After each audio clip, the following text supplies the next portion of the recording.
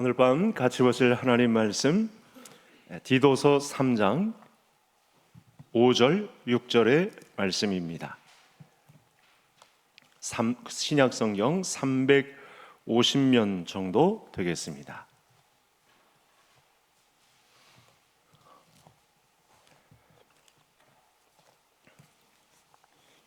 제가 5절, 우리 성도님들께서 6절 읽어주시겠습니다. 우리를 구원하시되 우리가 행한 바 의로운 행위로 말미암지 아니하고 오직 그의 긍휼하심을 따라 중생의 씻음과 성령의 새롭게 하심으로 하셨나니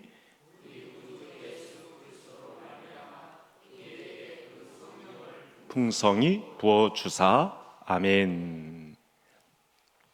네, 오늘 서유리 문답 29문 말씀을 살펴보겠습니다. 이제 29문이니까 107번까지 가기는 한참 멀었습니다. 이렇듯 하나님이 우리를 구원을 베푸신 이 하나님의 놀라운 은혜가 방대하고 그 구원의 지식이 부요하고 풍부합니다. 오늘은 29번째 예수 그리스도의 구속, 구원론에 해당하는 내용이 되겠습니다. 문답이 어떻게 이루어졌는지 제가 질문을 하고 성도님들께서 답을 해주시겠습니다. 우리는 그리스도가 사신 구속에 어떻게 참여자가 됩니까?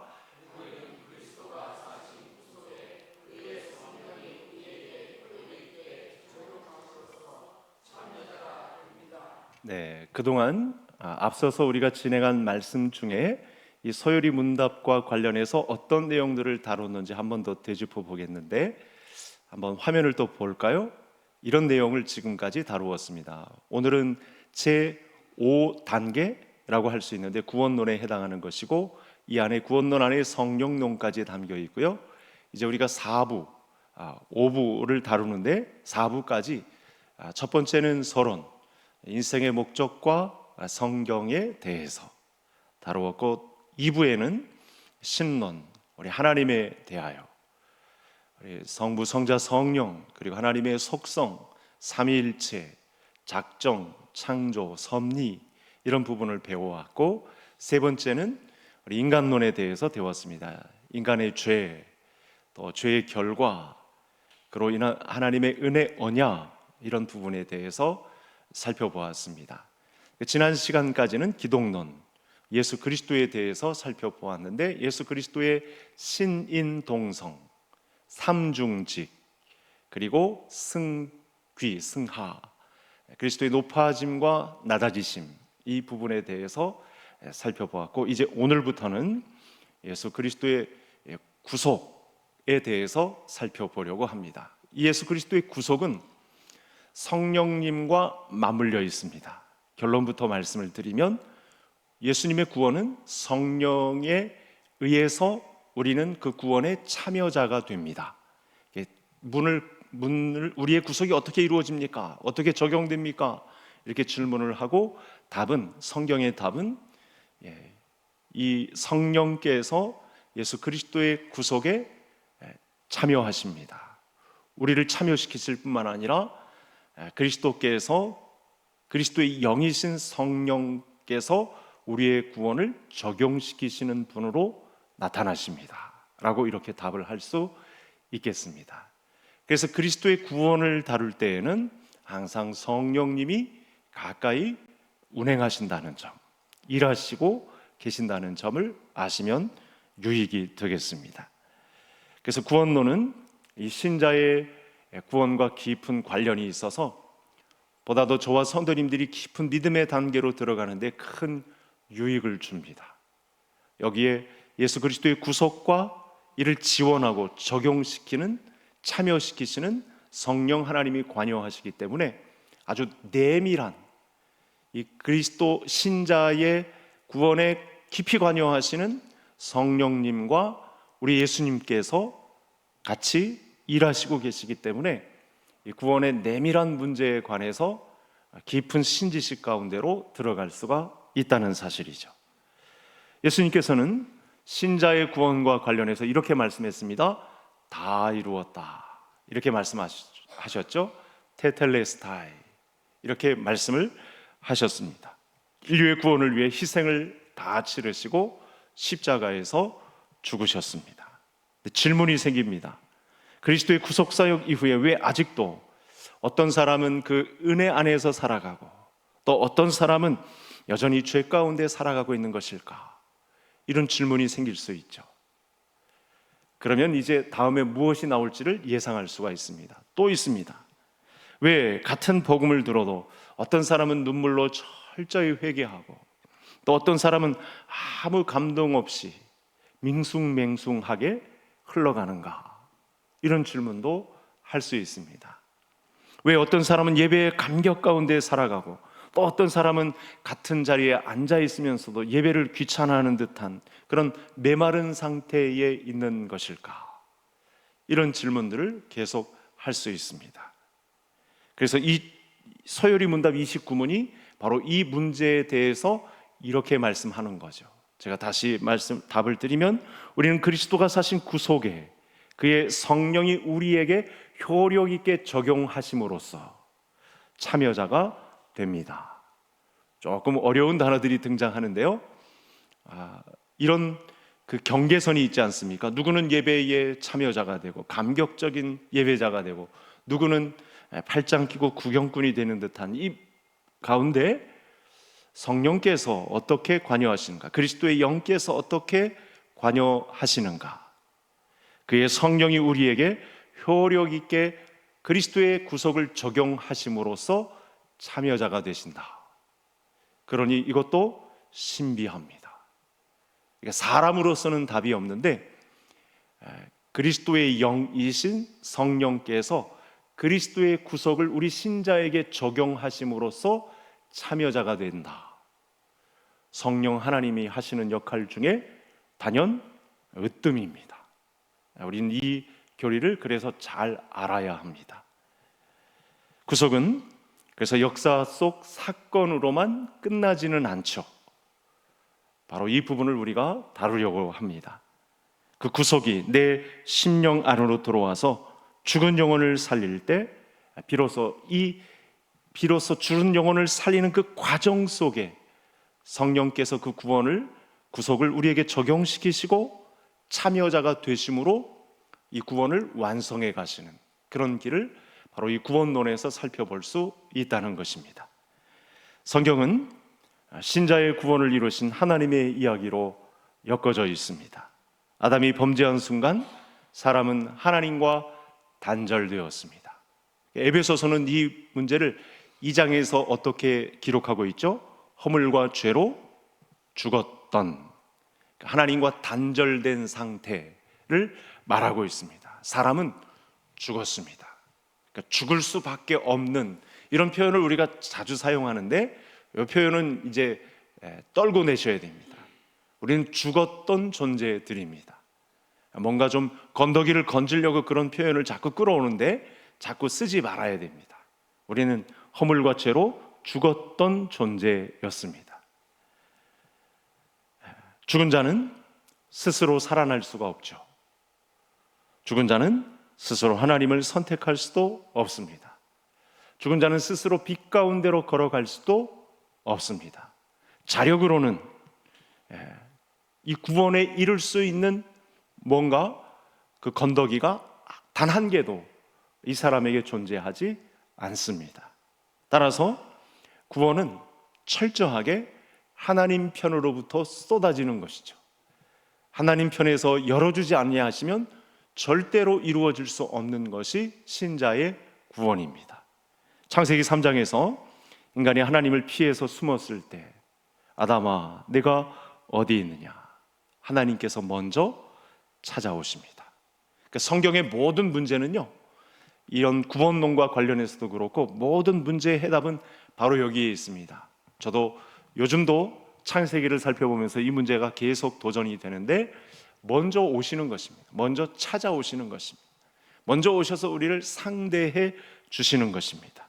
아브라함도 하나님 먼저 부르시죠. 그 우상의 소굴에서 하나님이 불러내십니다. 또 모세도 하나님이 먼저 찾아가십니다. 그러니까 모세는 말이 어눌한 사람입니다. 이게 평균적으로 모든 사람과 비교해서 말할 줄 모르는 사람입니다. 형 아론은 웅변력이 있는데 모세는 말할 줄 모르는 사람입니다. 비슷한 사람인데 예레미야도 똑같습니다. 소심한 사람입니다. 하나님께서 찾아가셔서 그에게 능력도 부어주시고 말할 수 있는 사람으로, 말하지 않고는 견딜 수 없는 심정을 가진 선지자로 하나님께서 부름을 받게 하십니다.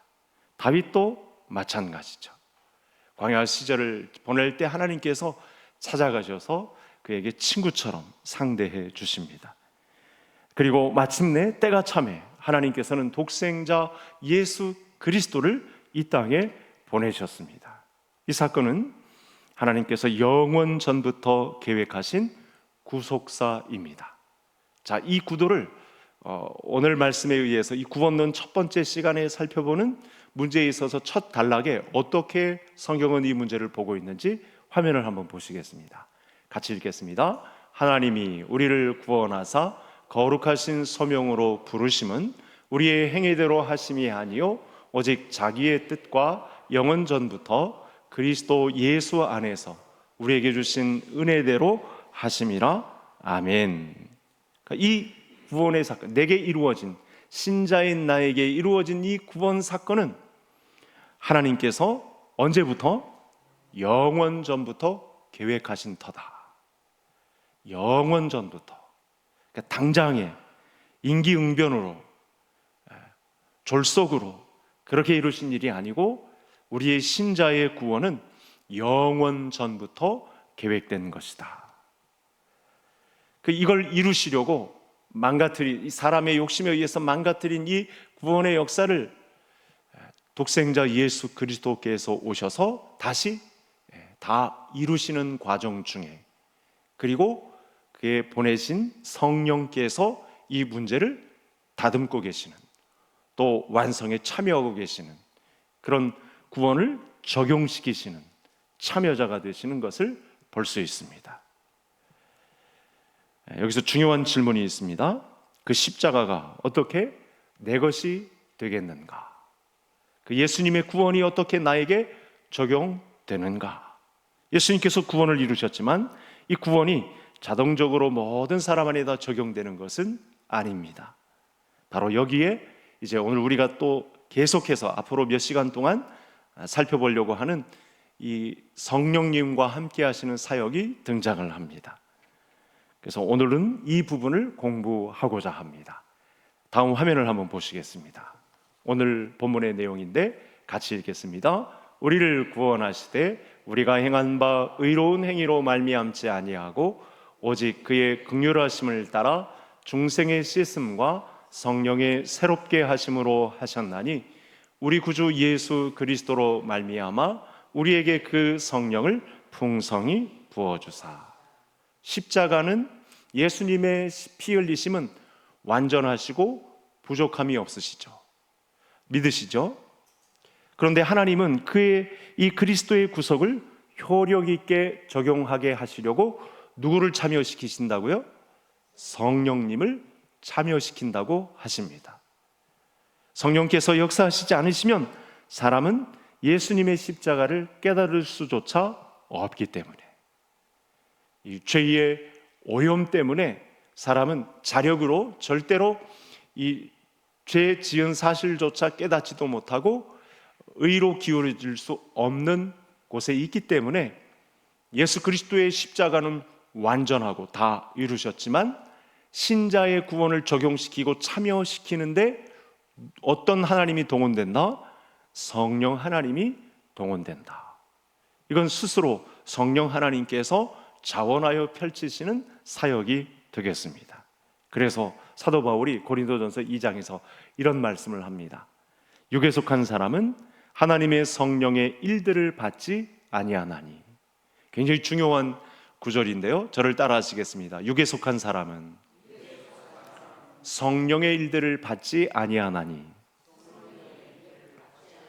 네, 그러니까 오늘날 예수 그리스도께서 다 이루시고 그 구원을 우리에게 적용시키시는데 중요한 일을 감당하시는 성령님이 아니고서는 우리가 이 일에 동참할 수도 완성할 수도 없다는 사실입니다.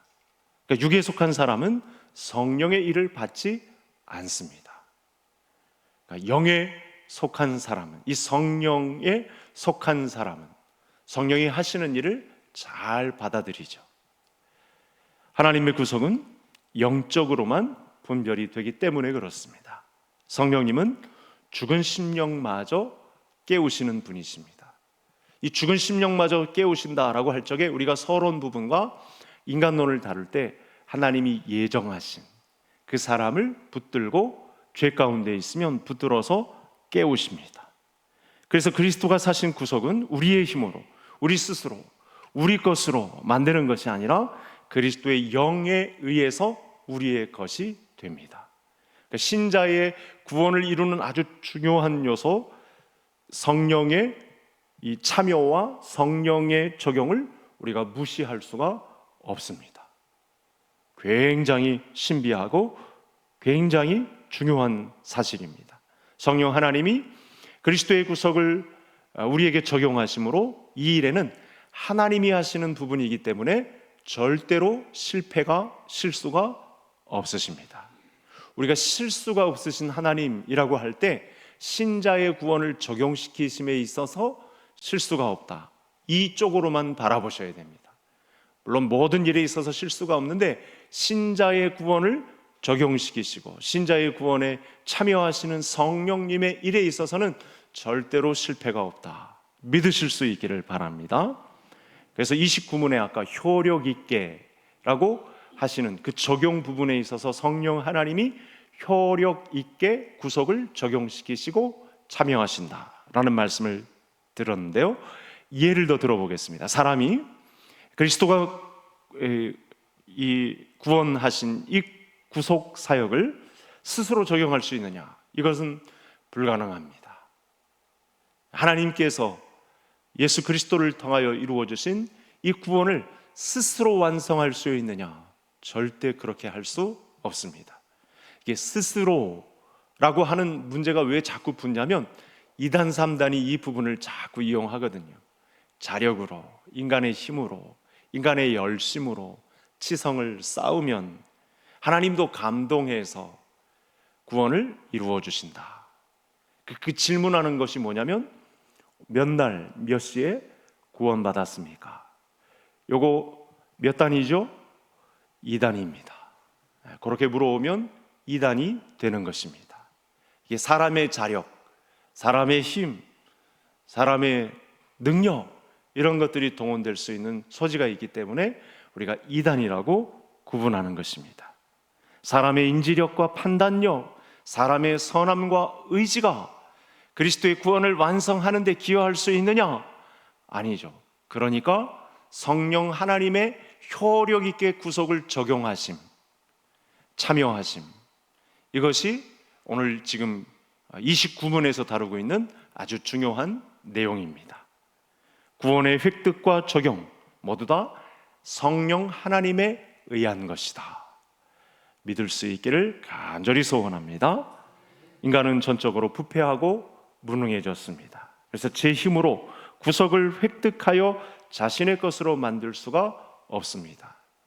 그러니까 이 말을 조금 변해서 설명을 드리자면, 인간 편에서 가능하다, 인간의 자력으로 구원을 얻는 것이 가능하다 그러면 정말 무서운 결과가 만들어집니다. 가장 무서운 것이 뭐냐면 자랑을 하게 됩니다. 내가 이만큼 기도해서, 내가 이만큼 헌금해서, 이만큼 예배 생활을 철저하게 기여해서 내 구원이 완성된다, 이게 자랑이 되면 큰 교만의 구덩이에 빠지게 됩니다. 파멸로 들어가는 지름길이 되는 것이죠. 그래서 이단은 그야말로 끝에서 달라지는데 바로 이 부분입니다. 자랑합니다. 이게 교회 생활을, 또 교회 생활의 어떤 직분을, 그 능력을, 심지어 예수 그리스도의 구속 사역마저 내가 기여했기 때문에 이게 이 구속이 적용된다, 효력 있게 발생한다, 그 성령의 자리에 자기를 올려놓은 사람이 이만이거든요. 그래서 신천지가 무서운 거거든요. 잠시 그 단어 하나만 바꾸어 놓으면 큰 문제가 발생하게 되는 것입니다. 자, 그래서 그리스도가 사람이 되어서 고난을 받고 십자가에 못 박혀 죽으셨고, 성령 하나님이 그리스도를 성도들에게서 그리스도를 믿게 할 뿐만 아니라 그 구원을 적용시키시는 참여자가 되신다. 효력 있게 구속을 발생할 수 있는 일에 성령 하나님께서 참여하신다라고 하는 말씀이 오늘 구원론에 있어서 아주 중요한 내용이 되겠습니다. 그러니까 이렇게 정리해 볼 수 있겠죠. 사람의 구속에는 성부, 성자, 성령 하나님이 모두 참여하셔서 흔들리지 않는, 아무도 흔들 수 없는 구원을 신자에게 선물로 주셨다. 선물로 주셨기 때문에 누구든지 자랑할 수가 없다. 이렇게 결론을 내릴 수 있겠습니다. 이렇게 성령께서 찾아오시면 죽은 심령 위에 하나님의 빛이 비추기 시작합니다. 전에는 지루하게 들렸던 말씀이 생명의 말씀으로 들려집니다. 전에는 믿지 않았던 십자가가 어느 날 눈물의 십자가로 다가오게 됩니다. 거기서 이 벌거벗은 내 몸이 철저하게 드러나게 되는 것이죠. 그래서 그리스도인이 된 다음에 눈물이 많아도 괜찮습니다. 그 그리스도의 십자가가 내게 느껴지면 그 자리에서 흐느껴 우셔도 됩니다. 전에는 아무 감각 없던 예배 가운데 있었는데 이제는 예배 때마다 하나님의 임재가 느껴진다. 바로 오늘의 말씀이 적용되면 그 사람은 하나님의 충만한 임재를 느끼며 신비한 신자의 진보를 이룰 수 있습니다. 이 길로 들어설 수 있는 우리 모든 성도님들 되실 수 있기를 바랍니다. 한 사람의 예를 들겠는데, 니고데모가 종교적으로는 완전한 사람이죠. 바리새인 중에 바리새인입니다. 그런데 예수님으로부터 이런 말씀을 듣습니다. 네가 거듭나지 아니하면 하나님의 나라를 볼 수 없다.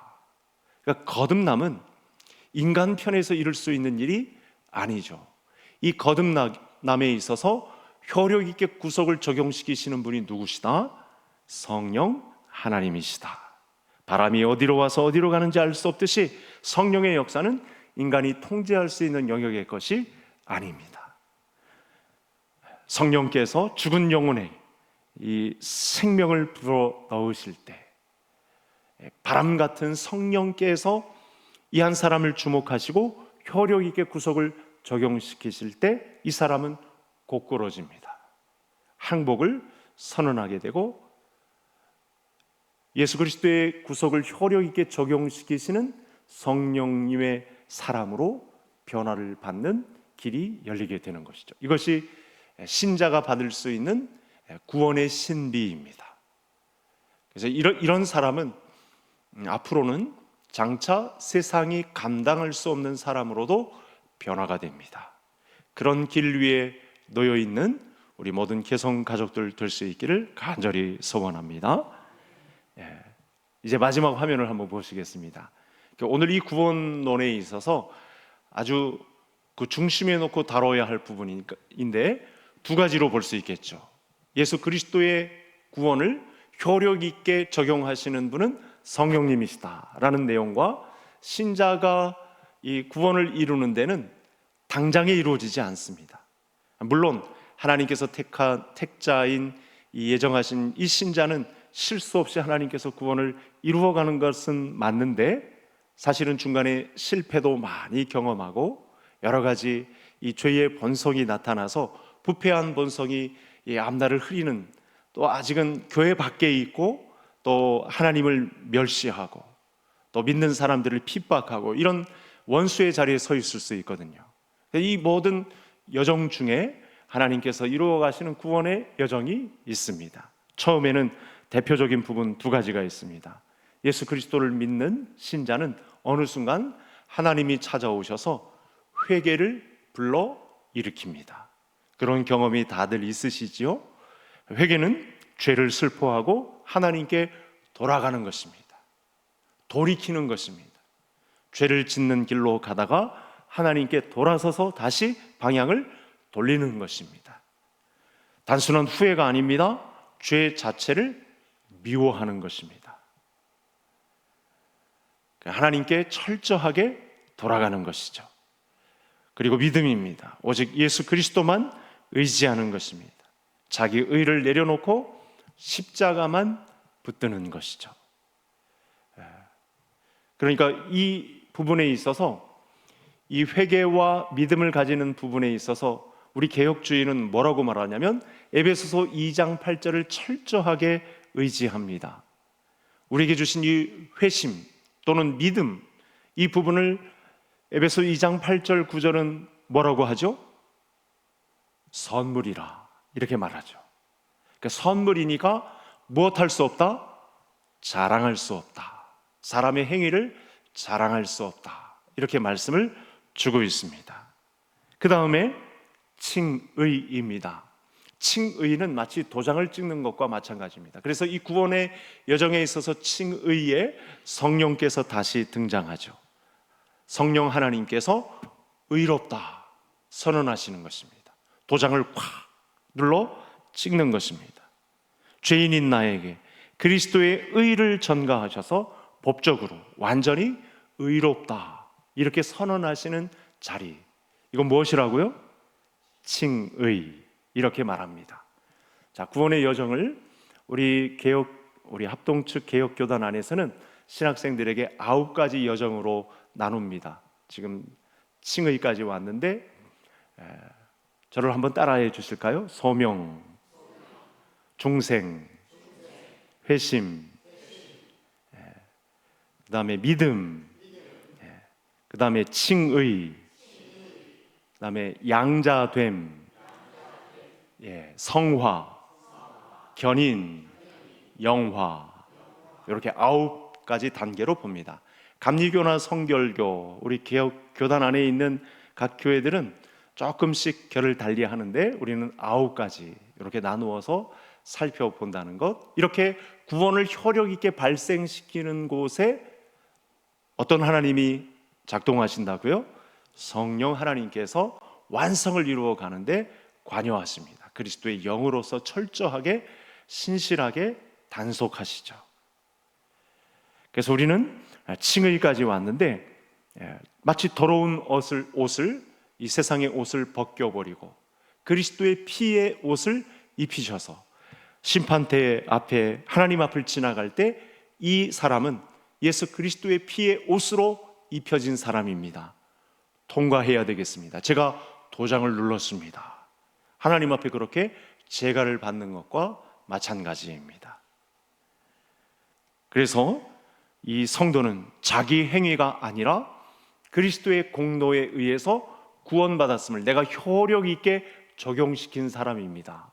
성령의 선언이 이 사람에게 있는 것, 이것을 뭐라고 한다? 칭의, 이렇게 부르는 것입니다. 그 다음에 양자됨, 다른 말로 이제 수양, 수양아들 이런 표현을 쓰잖아요. 양자됨이라는 부분인데 하나님이 나의 아버지가 되는 것입니다. 구원은 죄 사함만으로 끝나지 않습니다. 하나님은 우리를 자녀 삼아 주십니다. 과거에 죄를 깊이 있게 지었던 그런 흔적이 있었음에도 불구하고, 죄에 깊이 빠졌던 그런 전력이 있었음에도 불구하고 예수 그리스도의 피의 옷으로 입혀주시고 의라 칭해주시고 자녀로 입양하십니다. 이전에는 진노의 자녀였지만 이제는 하나님의 가족이 되게 합니다. 이것이 무엇이라고요? 양자됨이라고 하는 것입니다. 그 다음에 성화입니다. 이 성화는 구원받은 자는 반드시 변화된다. 저를 따라 하시겠습니다. 성화는 구원받은 자는 반드시 변화된다. 그렇습니다. 여기에 사람이 더할 만한 어떤 능력, 자격, 조건이 제시될 수 없습니다. 성화는 오직 하나님의 편에서만 제공되는 것입니다. 그래서 자랑이 있을 수도 없습니다. 칭의는 단번에 이루어지는데 이 성화는 평생에 이루어집니다. 하나님 앞에 부름받는 그 순간까지 우리는 무엇 된다? 성화된다. 그런 표현을 많이 들어보셨죠? 바로 오늘의 표현에 있는 내용이 되겠습니다. 성령께서 이 부분에 효력 있게 발생하시는데 어떻게 하냐면 신자가 변화를 걸을 수 있도록 죄를 미워하게 하십니다. 과거에는 죄의 냄새가 좋았는데 이제는 그 냄새조차 싫어하는 쪽에 서게 됩니다. 그리고 뚜렷한 특징이 하나 있어요. 거룩을 자꾸만 사모합니다. 세상 사람들과 구별되는 쪽을 택하는 것을 후회하지 않습니다. 그러면서 말씀에 순종합니다. 아직 완전하지는 않지만 방향은 돌아섰습니다. 과거에 진노의 자녀였을 때는 세상을 향해서만 등 돌리고 하나님을 등 돌리고 서 있었는데 이제는 방향이 바꾸어진 상태이고 간혹 유혹을 받기도 하고 넘어지기도 합니다.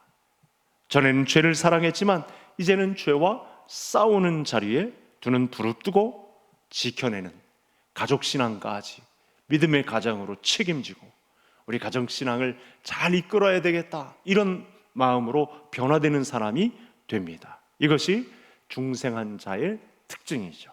그리고 참된 믿음은 반드시 예수님이 산상수훈에서 말씀하신 삶에 무엇이 맺혀질까요? 열매가 맺혀집니다. 이것이 중생한 자, 변화의 걸음을 겪는 자에게서 나타나는 두드러진 특징이 되겠습니다. 마지막, 무엇입니까? 견인. 견인은 이렇게 생각해 보시면 되겠어요. 우리 견인이라는 차, 이건 너무 약하고 하나님께서 택하신 자는 끝까지 붙드신다. 저를 따라 하시겠습니다. 하나님께서 붙드신 자는 끝까지 붙드신다. 예, 그렇습니다. 하나님께서 이 구속은 값을 치러 온 것이잖아요. 그 값도 너무나 큰 값이에요. 이 세상은 이런 값을 내놓을 수도 없어요. 독생하신 성자 예수 그리스도의 피가 치러진 구속이라서 이렇게 하나님이 붙드신 자는 끝까지 안내하시는 거죠. 하나님의 나라로 안착하기까지 견인하시는 것입니다. 그래서 이 견인교리가 굉장히 중요합니다. 여러분, 다른 이단들에서는 이 견인교리가 약해요. 거의 없다고 봐도 됩니다. 왜냐하면 사람이 이끌어야 되니까, 하나님이 견인한다 그러면 그들의 교리가 약해지니까 견인교리가 있을 수가 없습니다. 그리스도의 공로로 구원받은 신자는 끝까지 하나님이 책임지시고 붙드시죠. 성도는 넘어질 수 있습니다. 그래도 버려지지는 않습니다. 예수님께서 요한복음 10장에서 이 선한 목자장 아닙니까? 요한복음 10장, 거기서 이런 말씀을 합니다. 아무도 그들을 내 손에서 빼앗을 수 없느니라. 이게 견인과 관계된 아주 중요 구절입니다. 따라 하시겠습니다. 그들을 내 손에서 빼앗을 수 없다. 마지막 이 성화의 과정, 이 구원의 여정 중에 마지막 단계에 있는 견인교리를 대표하는 예수님의 선언입니다. 또 마지막 또 하나가 남아 있습니다. 영화의 단계가 남아 있는데요, 신자는 마침내 완전한 구원에 이른다는 것입니다. 예수님이 다시 오실 때 죄의 흔적은 완전히 사라졌고 썩지 않을 몸으로 부활해서 하나님과 영원히 그 나라의 영광과 위엄을 누리게 되는 자리에 있는 것, 이것을 영화라고 합니다. 이것이 구원의 완성이 되겠습니다.